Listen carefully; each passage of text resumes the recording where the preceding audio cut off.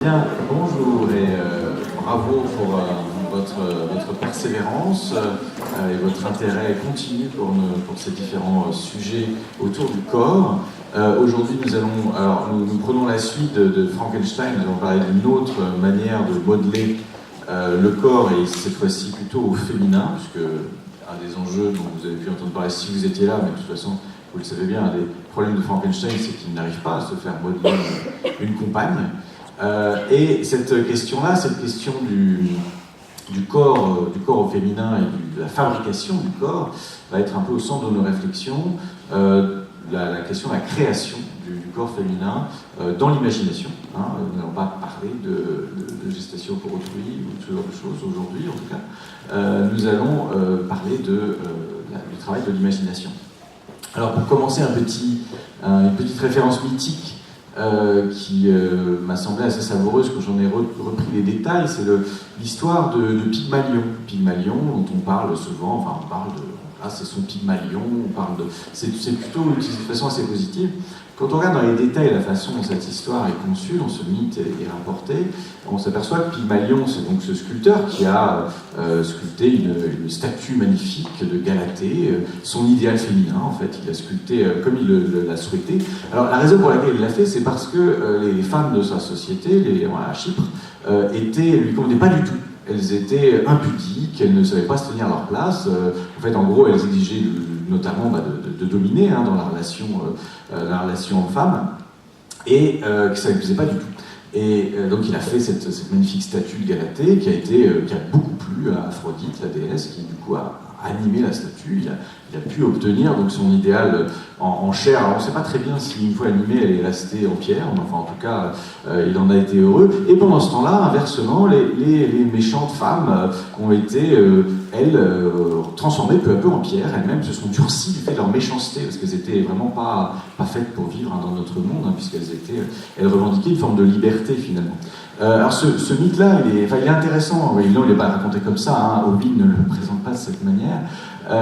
Mais cette manière de présenter les choses, c'est-à-dire d'une double contrainte, soit de la valorisation de la femme créée, imaginée dans son fantasme idéal, un idéal dont on va essayer de poser les éléments, et inversement la contrainte d'une certaine soumission au fait que réciproquement, disons, les aspects de libération du corps féminin dans une hypersexualisation a pour réciproque donc la contrainte imposée dans la société.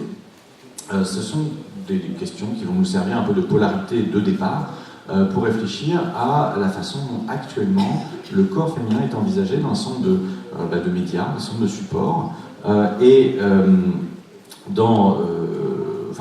d'évaluer où nous en sommes par rapport à ce qu'on a appelé dans les études féministes le male gaze, le regard masculin, l'idée qu'il y a une configuration spécifique des femmes imposée par l'idée que le regard est fondamentalement masculin. Et pour en parler, en littérature comme dans le domaine du jeu vidéo, eh bien, nous aurons deux invités et une crypto-invitée qui vient d'arriver. Une première invitée, Elisabeth Warinbourg, prix extraordinaire des Utopiales.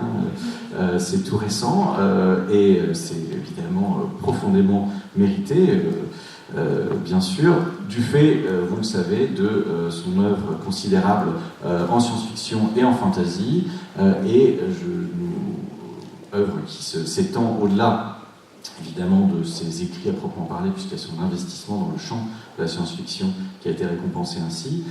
Parmi ses ouvrages récents, vous en voyez certaines couvertures, La Voix des Roses, La Voix des Pierres. Alors, c'est présenté comme un cycle, mais est-ce que c'est un diptyque? Je n'ai pas eu le temps de... C'est une trilogie, donc le troisième est encore à venir. Non. Alors, précisez. Le troisième, et on en a apporté quelques exemplaires pour vous prouver qu'il existe déjà. Et ensuite, il sortira officiellement en librairie la semaine prochaine, je pense.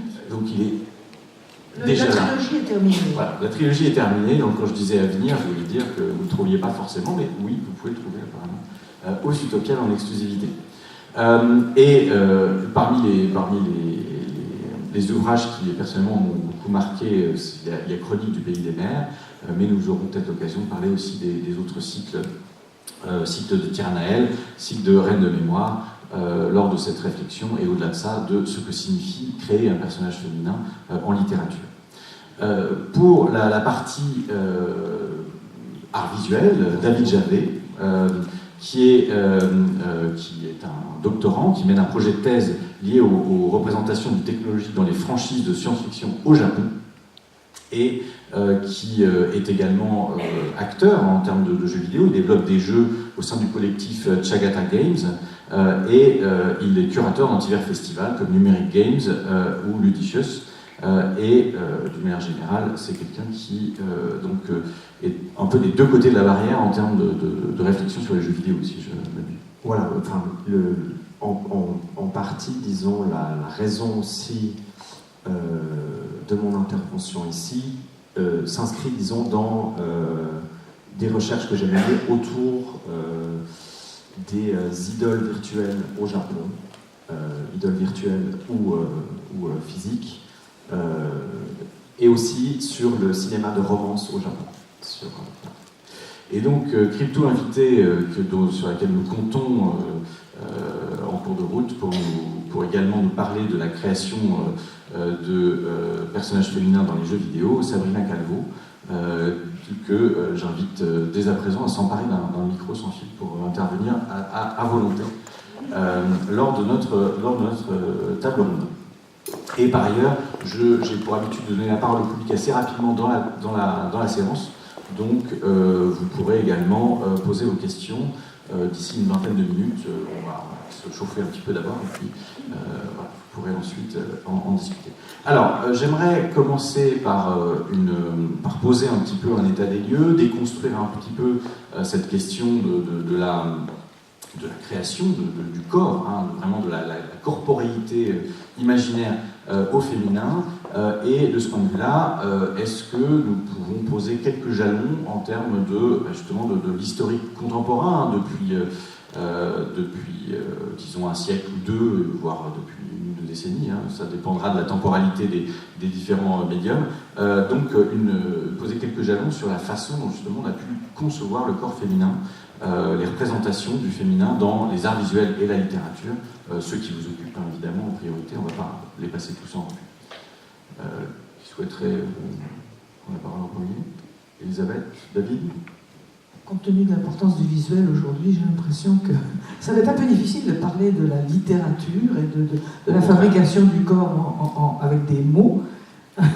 Donc j'ai l'impression que ce serait plutôt à David de commencer. On peut, si besoin est, on peut enlever les images. Non. Okay. Parce que là, ça va tourner pendant toute la... Oui, il ne faudrait pas que ça vous hypnotise. Ouais. Des images fascinantes. Alors, disons, je vais prendre le problème en référant au travail d'une de mes collègues de l'Université de Lausanne, Mireille Berton, qui a écrit un article remarquable qui s'appelle « La technologie a-t-elle un sexe ?», qu'elle a publié dans la revue Arcaille, et dans lequel elle réfléchit à la manière dont on va justement imposer un sexe à la technologie. On va imposer la binarité masculin-féminin à la technologie, et puis pour ça elle se base notamment sur les travaux de Geneviève Cellier, qui a beaucoup travaillé sur les rapports entre culture de masse et culture populaire, qui me semblent vraiment centraux en fait, notamment aux Utopiales ici, mais aussi à l'heure actuelle dans une construction médiatique qu'on est en train de faire où les cultures populaires prennent de plus en plus de place dans notre consommation journalière, où Geneviève Cellier montre comment, déjà au XIXe siècle, les discours d'élite, ou la manière dont la culture d'élite va en fait créer un rapport aux cultures populaires, va créer vraiment l'idée des cultures populaires, et puis plus particulièrement comment ils vont subjuguer les artefacts techniques et l'arrivée de chaque nouvelle technologie à la binarité. Et un exemple assez intéressant par rapport à ça, c'est c'est tous les discours que vous pouvez trouver dans la presse, par exemple, qui vont associer l'idée d'une castration au téléphone portable. Vous avez énormément, par exemple, d'idées qu'en gros, les téléphones mobiles, si les hommes les portent à côté de leur appareil génital, ça va les castrer. Ça va, comme si la présence tout à coup d'une nouvelle technologie, d'un nouvel appareil technologique pouvait les affecter. Donc en fait, les discours de la culture d'élite vont justement réutiliser la binarité pour justement défendre l'idée que les œuvres, les œuvres de la culture d'élite sont construites autour d'une idée de création, d'unicité, d'authenticité, d'autorisation, face à une culture populaire qui, elle, va plus s'inscrire dans des idées de reproductibilité, à